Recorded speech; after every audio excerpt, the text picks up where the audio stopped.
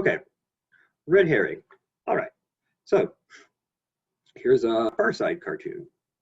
There's a man in a car, and the man in a car with a dog, and the dog is driving the car, and there's a police officer who has obviously stopped the man in the car and is talking to him, and the caption is the man in the car is saying, "Hey, I'm not crazy. Sure, I let him drive once in a while, but he's never ever off the leash for even a second."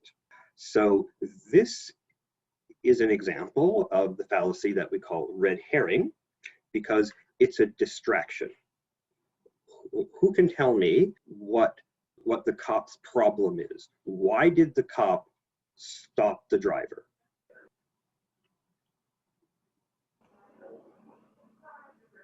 Because the dog is driving, yes. But does the man address that problem? Does he provide a defense or an argument as to why? Does he give reasons why the dog is driving the car? Does he give some sort of defense as to why there's nothing wrong with the dog driving the car? He doesn't, because he doesn't have a defense against the dog driving the car. I'm pretty sure that the dog doesn't have a driver's license, so he should not be driving the car. No dog without a driver's license should be allowed to drive a car, and that's it, no debate. The man can't defend himself on that, so instead he diverts attention off onto a side issue by pointing to the fact that, hey, the dog's on the leash, I'm obeying leash laws, and that is the criteria for the fallacy of red herring. So red herring occurs normally when you are being challenged. It normally occurs, it doesn't have to occur, but like paradigmatically, most often it occurs when you are defending your position from some sort of criticism, your position or your actions in the case of the man in the car. But instead of defending your actual position, you divert attention off onto a side issue. Or perhaps that would be better for me to say, instead of addressing the actual criticism, you divert attention off onto a side issue. Normally the side issue is easier for you to defend yourself on, like with the man with dog on the leash in the car. Also, sometimes it's just distracting. Side issue might be just the sort of thing that grabs attention, as certain things do, and it might do that by roiling up emotions. That's not correct, but by stirring up emotions. Red herring is a rhetorical fallacy. If in case you're keeping score, it's a rhetorical fallacy because it isn't itself an argument, but a diversion or an attempt to derail the argument.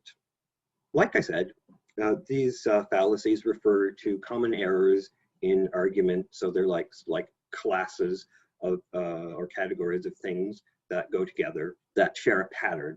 So all of the arguments that commit the fallacy of red herring share a pattern, and the pattern is what I just tried to describe to you. You can talk about it in terms of a pattern. I sometimes find it more helpful to think of fallacies in terms of a set of criteria, because it makes it easier to identify them.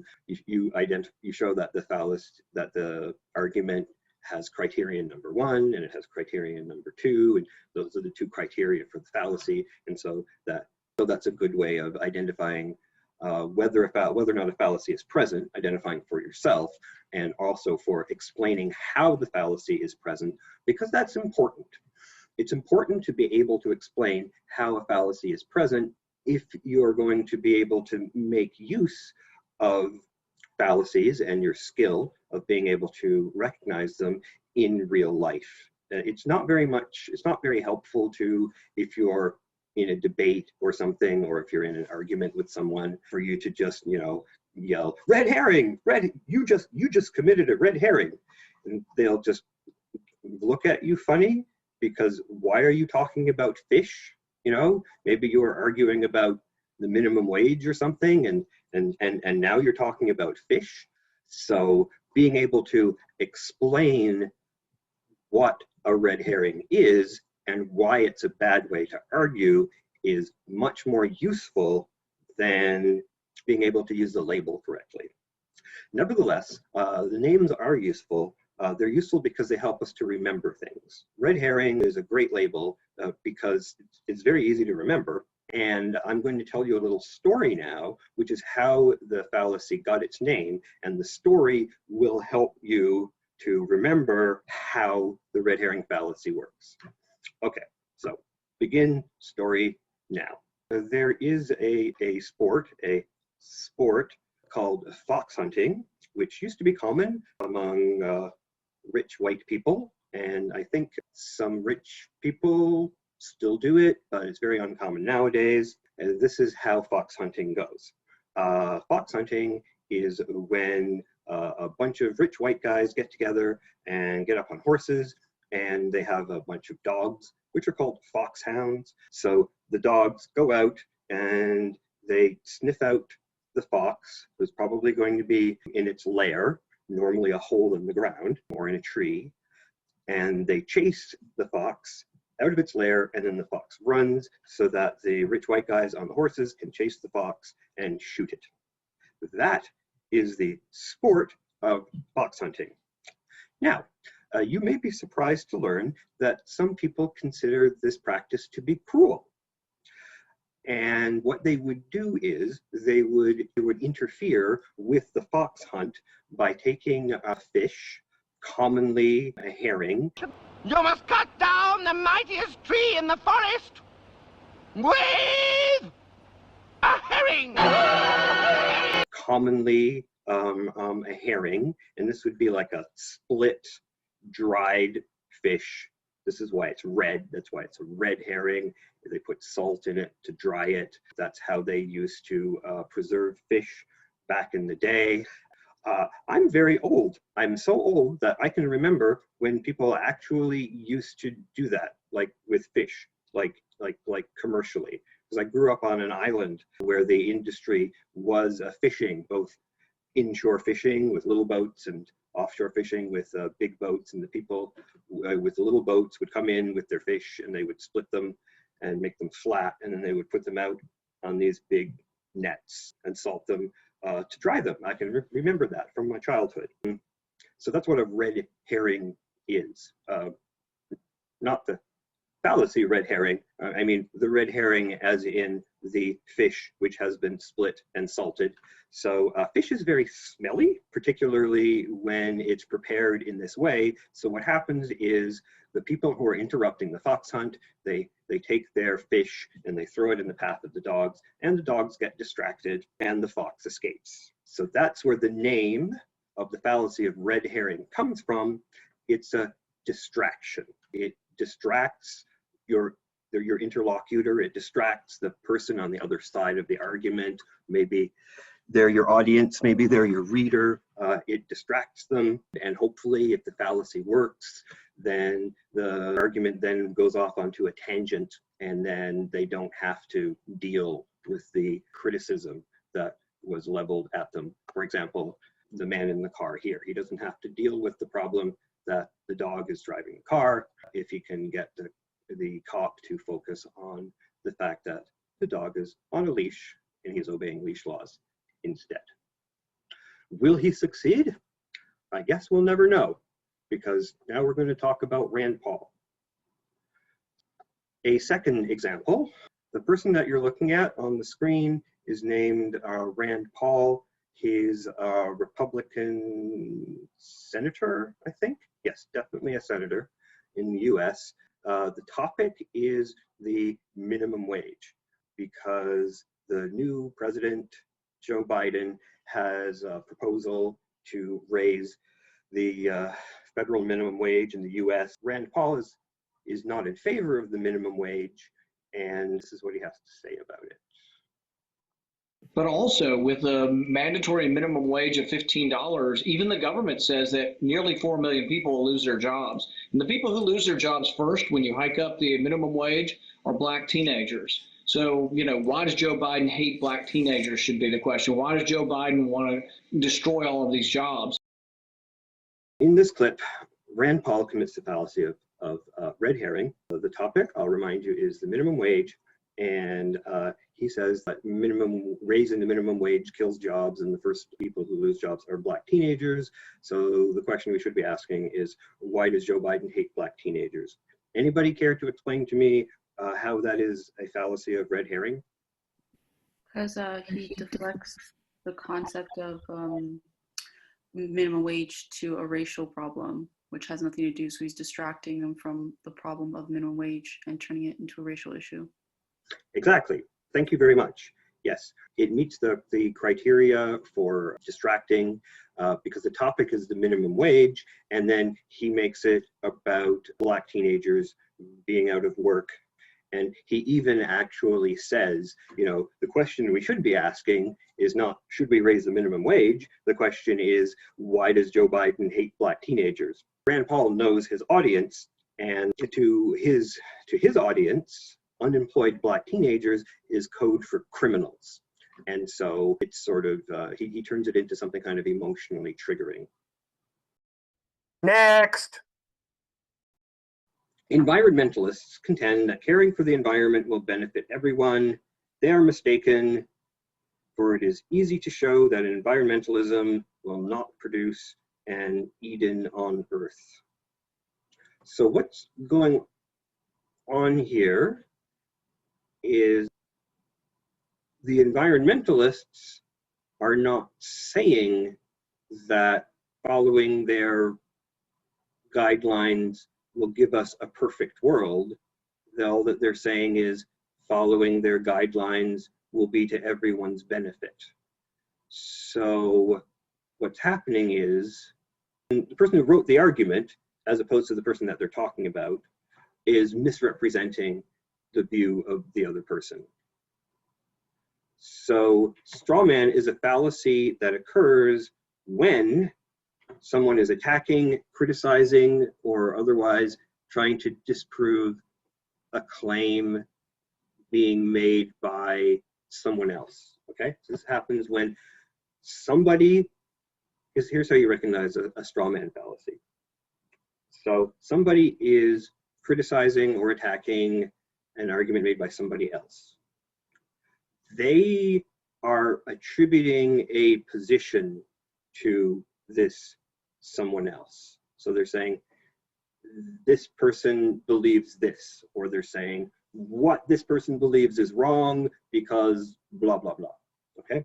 So they're attacking a particular position, but the position that they're attacking is different from the actual position that they are criticizing. So to bring it back to this example, the environmentalists, they say caring for the environment will benefit everyone. Well, that's hard to argue against. So what the opponent does instead is makes up a sort of exaggerated version of their view. They say that they make it out that environmentalists say that if we do what they say, everything will be perfect. And so the position that's attributed to them is different from their actual position. Normally, the position that's attributed is close enough to the real position that it would be easy to not notice that it's a different position. It would be easy to be fooled into thinking that it's a legitimate criticism. But what it actually is a distortion, exaggeration, or oversimplified version of the opponent's argument. Something that's easier to attack, basically.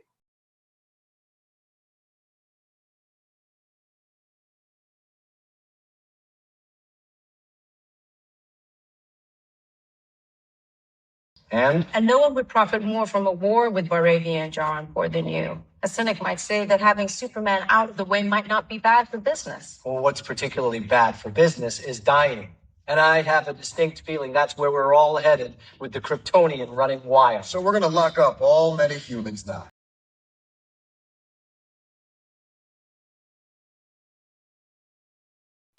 So if you suspect that a straw man argument might be present, you should ask these questions.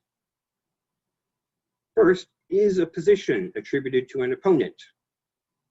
If the answer is no, then it's not a straw man fallacy. If the answer is yes, you move on to the next question. What is that position?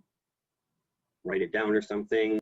Is the position, and then you verify whether they're actually criticizing the position. Then you ask yourself, is the position that's being criticized a fair representation of the opponent's actual position, or does it differ from the opponent's actual position? And so if the answer to each one of these questions is yes, then it's a straw man fallacy. So first, you see if there's a position attributed, then you ask what that position is, then you ask if it's a fair representation of the opponent's actual position, and if it's not a fair representation, then it is a straw man fallacy. Did I say a minute ago that the question, all questions have to be answered yes? That's not correct. First, a position has to be attributed. Second, you ask yourself if the position that is attributed a fair representation of the opponent's actual position. If yes, if you think it is a fair representation, then it is not a straw man fallacy. Not every time, this is important, not every time somebody criticizes somebody else's position is it a fallacy. But when somebody is criticizing somebody else's position, that is when you should ask yourself, I wonder if they're doing a straw man. And so the next move is to determine what is the position that's being criticized. Then ask yourself, is it a fair representation of the opponent's actual position? If it's a fair representation, then it's fine, it's not a fallacy. But if you think it's a distortion or exaggeration or oversimplification, then the straw man fallacy is present. Here's an interesting question. How do you know what the opponent's actual position is? In the example that we just looked at, it was easy because this is a made-up example for the purposes of illustrating a fallacy, so it's supposed to be easy. Environmentalists contend that caring for the environment will benefit everyone. So that is, the example tells us what their view is and then goes on to criticize a different view. It's not normally going to be that easy. Sometimes you might not know what the view that's being criticized is. Sometimes it will be evident from the context. Sometimes you'll know from your general knowledge. If neither of these helps, if you just don't know what the opponent's actual position is, then you have to do research, you have to look it up. When you look it up, try to find a neutral source, a non-biased source, or for preference, the primary source. Look at what the person actually says. Here's another example. This is another real-life example, although I'm not using the actual text. I'm using parts of the actual text. I condensed it a lot because I needed it to be shorter. And besides, I'm a better writer than the person who wrote that text. I'll read it out to you. Biologists assert that life arose on our planet through a random process called evolution. However, biophysicist Harold Morowitz calculated that the probability of even the simplest bacterium being assembled by chance from the primordial soup from which life supposedly arose was less than 1 in 10 to the, wow, what is that? 10 billionth power. So that would be a 1 followed by 10 billion zeros. So like a very, very infinitesimally small chance. The odds against life arising by chance are therefore so low as to remember this hypothesis almost certainly false. That's the argument. It contains a straw man fallacy.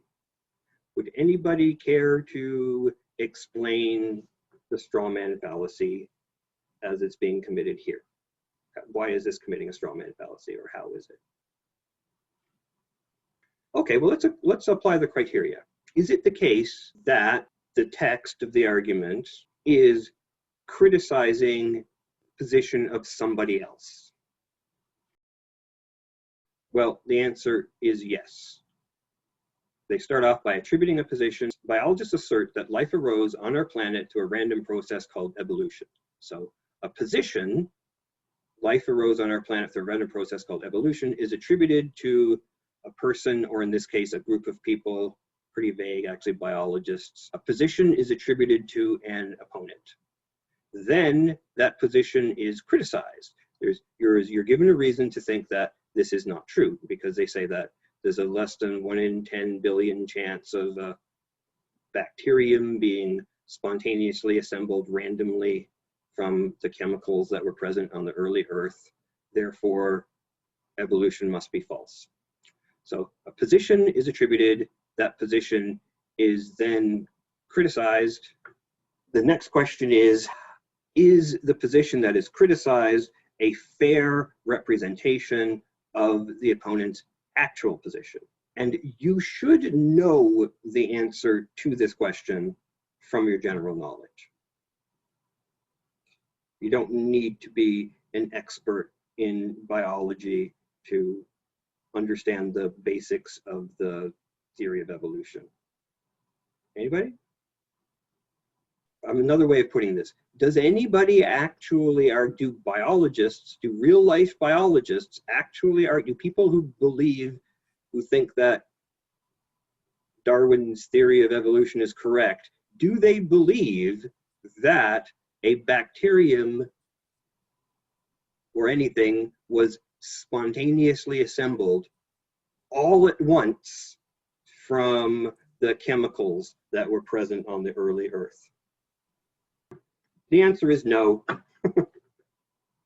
What we're given is a picture like this, where you have like a bunch of chemicals floating around, like the origin of life, whatever. And the picture that we're being given is that suddenly one day, all of those chemicals spontaneously assemble themselves into a bacterium. And nobody actually believes that. Evolution is a gradual process. It proceeds step by step. No one has ever proposed that an organism was like spontaneously assembled all at once from random chemicals. It's more like a story about how some chemicals are able to replicate themselves, and then they develop mutations, and some of them get better at replicating themselves than others, and then at some point they might figure out how to form a shell around themselves. The point is, like, nobody is saying we went from random chemicals to a complete organism being assembled. That, like, nobody thinks that that's true.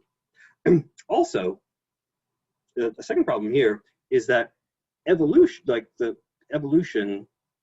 theory of evolution by natural selection, is not a theory about the origin of life.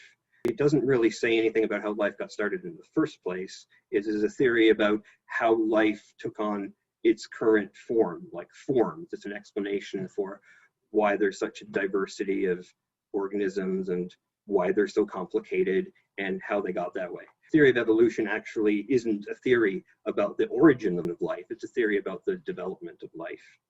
So what I'm saying is, nobody actually makes the claim that a single-celled organism, like the first single-celled organism, came together all at once randomly from the chemicals floating around on the early Earth. They think that we're talking about a very gradual process that, may have taken millions of years. So since nobody actually argues that, there's no point in arguing against it. Since nobody holds that actual position, the text of this argument is criticizing a different position from the position that the opponent, the biologists, actually hold.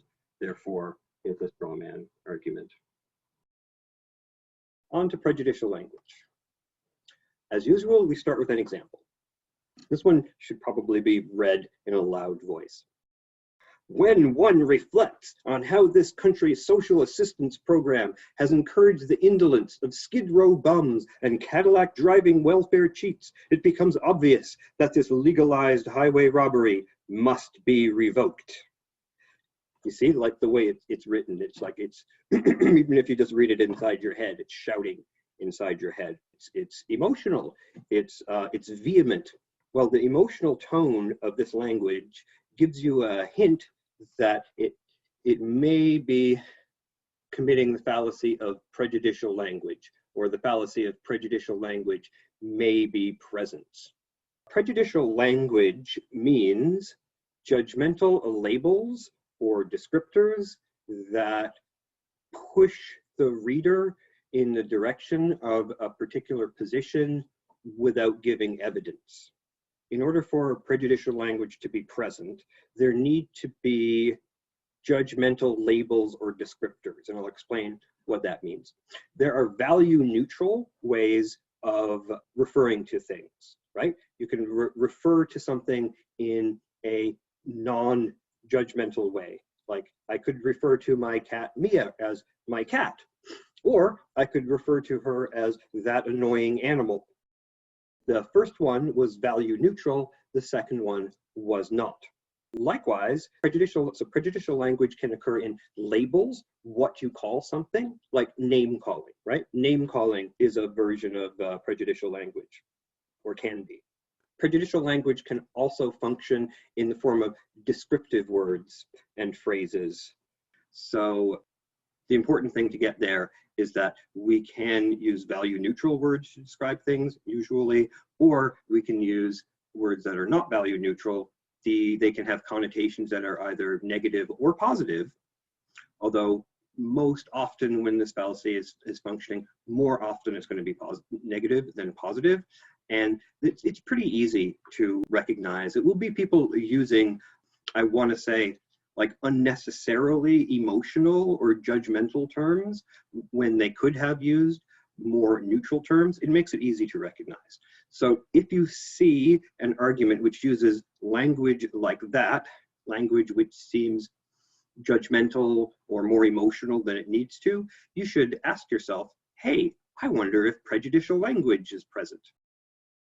In order for prejudicial language to be present as a fallacy, there need to be judgmental labels or descriptors which favor a particular position without evidence. That means that the language that's used pushes you toward a conclusion without giving you evidence in favor of the conclusion. You know, it's like you could call your friend an idiot, which is not the same thing as giving evidence that your friend perhaps makes bad decisions, right? One is name calling and the other one is providing evidence. Providing evidence is what you're supposed to do in an argument, but language, it's quite easy for language to push us in the direction of a conclusion by itself without evidence being provided if we're not paying close attention.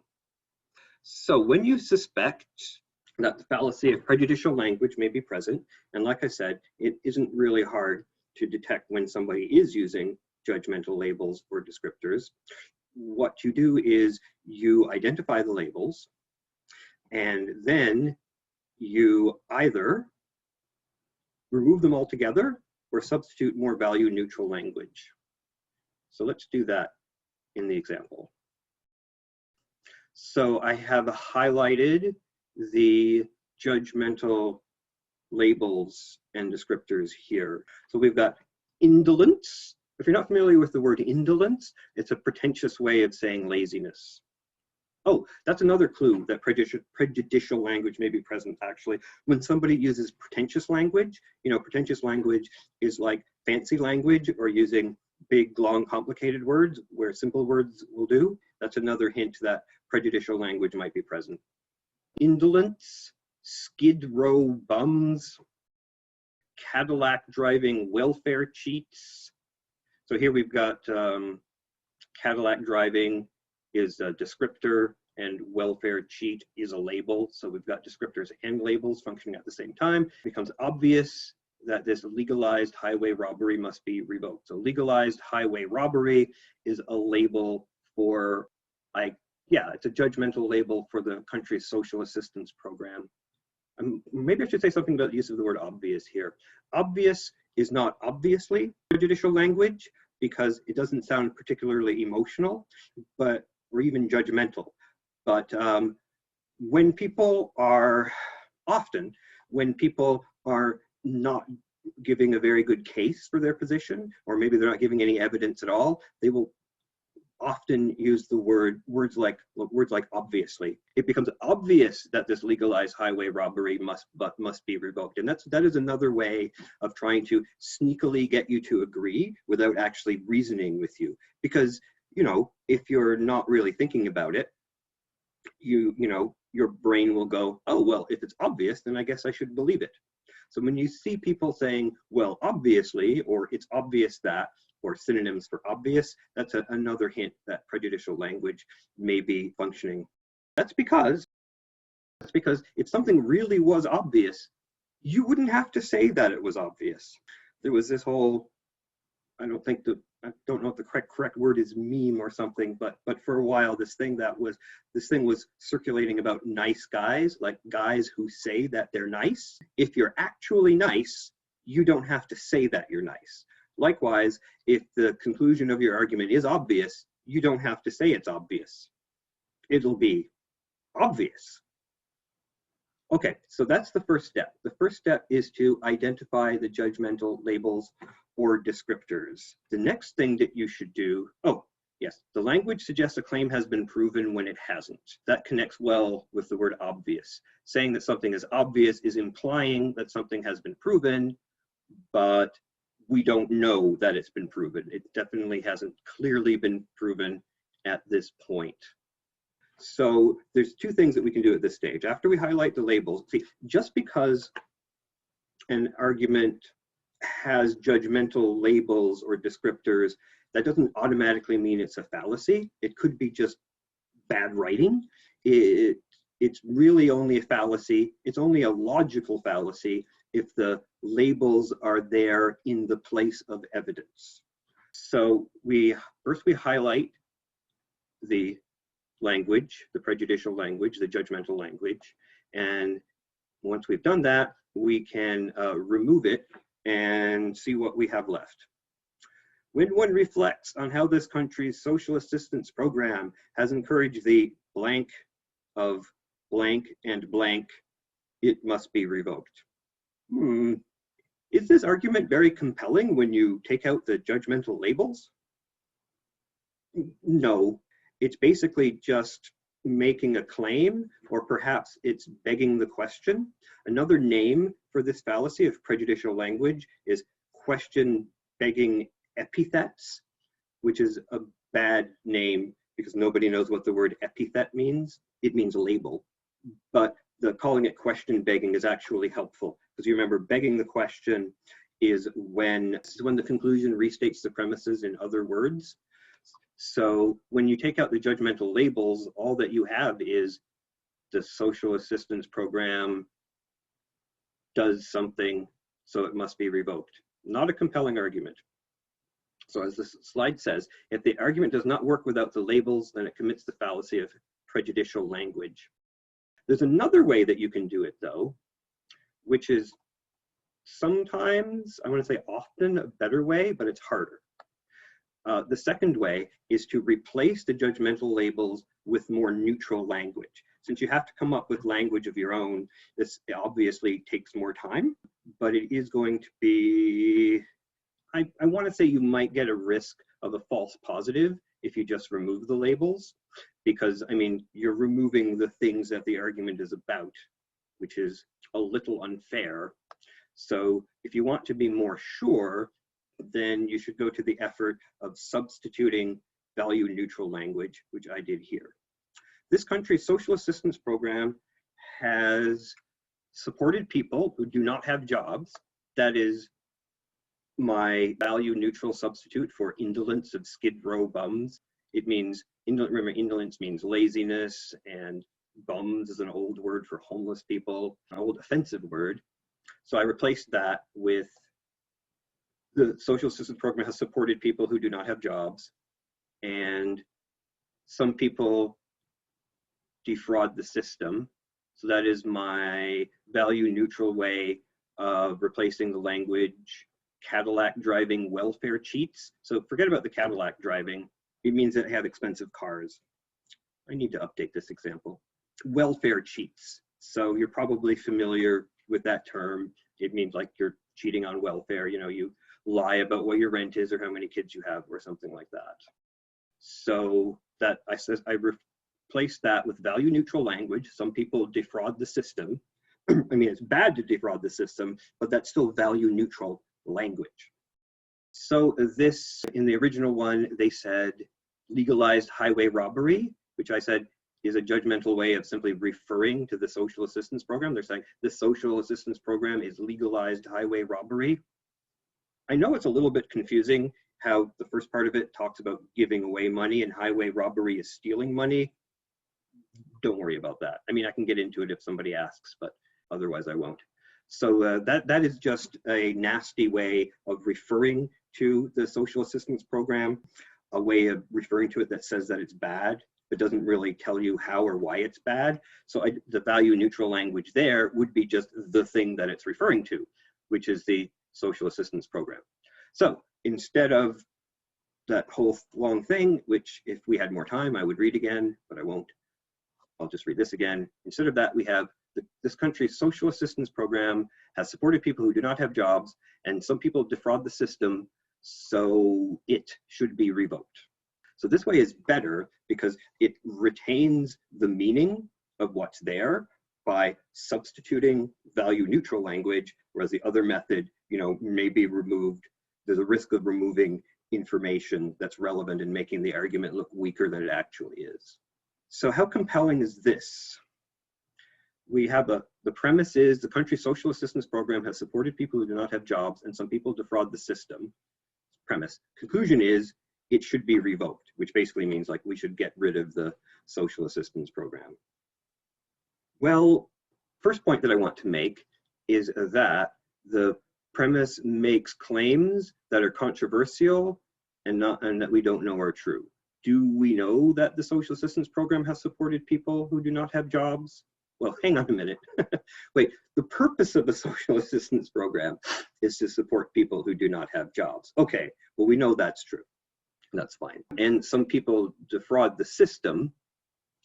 Do we know that's true? I would like to see statistics on that.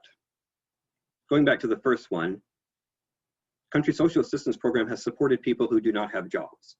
So this is a good example because if we go back to the original language, it just says that in different words, which makes it sound bad.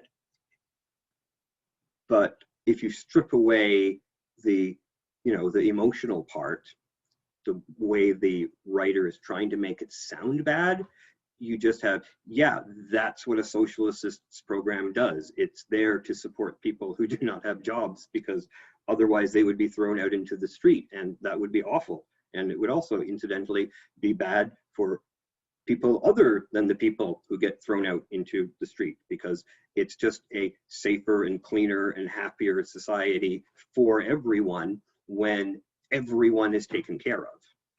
So if the country social assistance program has supported people who do not have jobs, it's doing its job. Hooray!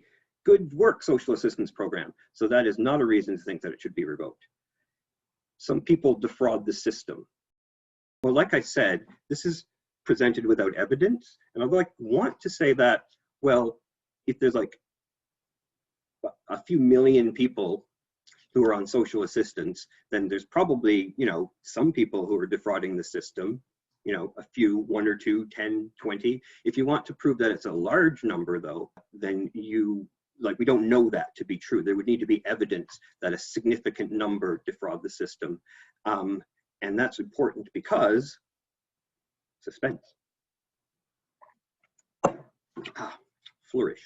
That's important because it has to be a significant number for the conclusion to follow. Some people defraud the system. Well, you know, some people cheat on their taxes, but that's not a reason for us to not have taxes, right? So in order for, it's a bit like the how dangerous is dangerous, right? In order for this to be relevant, in order for people defrauding the system to be a reason to get rid of it, and it's weird that the author of this argument would say get rid of it instead of just reform it. I guess that's another reason to be suspicious of the argument. Anyway, in order for this to be relevant, there need to be a lot of people who are defrauding. There needs to be a lot of fraud. There needs to be a significant amount. And we don't know that there's a significant amount. This is something that needs to be proven. So what I'm driving at is this argument doesn't work. The first half of it just says the first half of it actually says the system is working because it supports people who do not have jobs. The second half of it says the system isn't working because some people defraud the system, but that's a claim that's made without evidence. And so the conclusion doesn't really have any support. Okay, so this is a case where if you take away the labels and you replace them with value neutral language, you either end up seeing that what's being said isn't pointing to actual problems. It's calling things problems when they're not problems, or it's making claims without supplying evidence, which means it's a weak argument. If you were to go through that whole process of substituting the language and you were left with something that actually is still compelling, then I wouldn't want to say that the fallacy of prejudicial language is present. Although, to be honest, the way some people teach it, they would say, no, the prejudicial language is still present and it's still a fallacy because it's still trying to push you in a certain direction by manipulating your emotions. I guess if when you take away the descriptors, the argument no longer functions as an argument because it's making claims without evidence, then it would be a logical fallacy.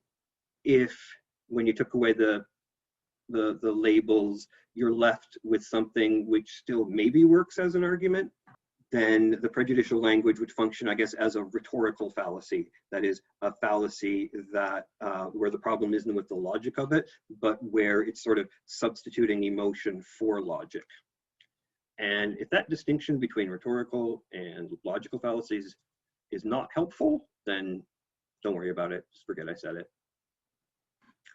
So the next thing that I want to say about prejudicial language is that it's not always negative language. So here's an example. All right-thinking people are opposed to pornography. So the problem here is, okay, so the prejudicial language here is, I'm just going to go through this as quickly as I can. So the prejudicial language here is the all right-thinking people. What does right-thinking people mean? It means people who are right. So basically what this is saying is people who are opposed to pornography are right to be opposed to pornography. And that's kind of like begging the question, right? That's not giving you a reason why you should be opposed to pornography. All it's doing is saying, hey, some people are opposed to pornography and they're right to do so. That is not a compelling argument. But on the other hand, you know, if, again, it tries to manipulate you emotionally, because I assume everybody wants to be a right-thinking person, so you might hear that and go, oh, well, if all of the right-thinking people are opposed to pornography, I want to be a right-thinking person too, so I guess I should oppose pornography. And if that works on you, which it probably won't, but if it did work on you, it'd work through emotional manipulation rather than through logical argument. Okay, so I hope that's clear.